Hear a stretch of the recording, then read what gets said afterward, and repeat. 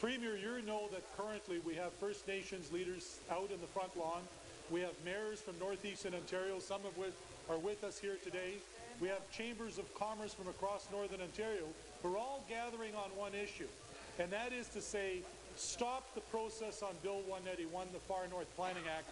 None of them see this as a resolve to the issue that needs to be dealt with. First Nations want a land use planning process, but one that protects their interest and something that allows, at the end of the day, certainty for those who are going to invest in the area in a way that makes sure that we protect our environment. The question is to you, Premier. Are you prepared to put the brakes on this process and respect this new relationship that you say that you have at First Nations? Here. Natural Resources. Thank you, Speaker. I'm really pleased to answer the question, and I want to tell the member from Timmins-James Bay that we respect the rights of Aboriginal people, and we are happy that they're here to express their concerns in a respectful and peaceful, responsible manner.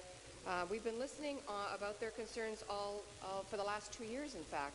I went up to the north this summer, visited 8 communities, and spent whole days in communities listening to First Nations communities. We've listened during committee at Standing Committee on Monday, and I was impressed with the level of discourse about the bill, and I appreciated your suggestions on how the bill could be made better. I continue to listen. This is just the beginning of a listening dialogue with our First Nations community, because we want to protect the North as well as provide environmental protection, because the boreal forest is an extraordinarily important commitment to this government. Thank you, Speaker.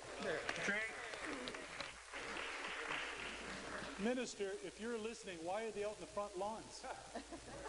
They're not all the way from places like Casablanca, Sandy Lake, Attawapiskat, Thunder Bay, Smooth Rock Falls, Timmins and other communities because they like what you're doing.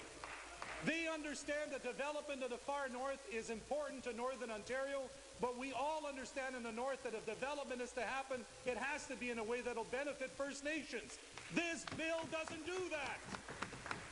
So get off of this high horse saying that you've consulted, because they're out on the front lawn telling you no. So I ask you again, will you do what we have suggested in the New Democratic Party and back off and go into a process that allows us to get where we need to go at the end, so that First Nations interests are protected and the people of Northern Ontario can also benefit from those economic activities?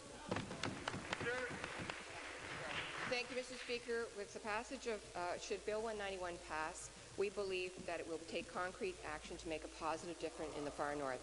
We understand that they need economic help, social help, and this bill is going to provide the tools to provide that framework.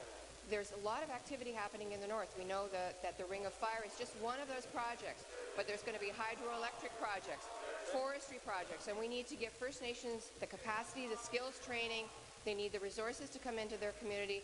They have told me, each individual chief has told me how interested they are in development coming to the north.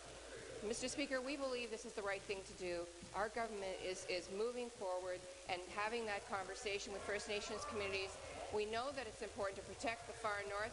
It's an asset, it's a jewel, and we need to protect it. This legislation will work with First Nations. We continue the dialogue. Thank you, Speaker.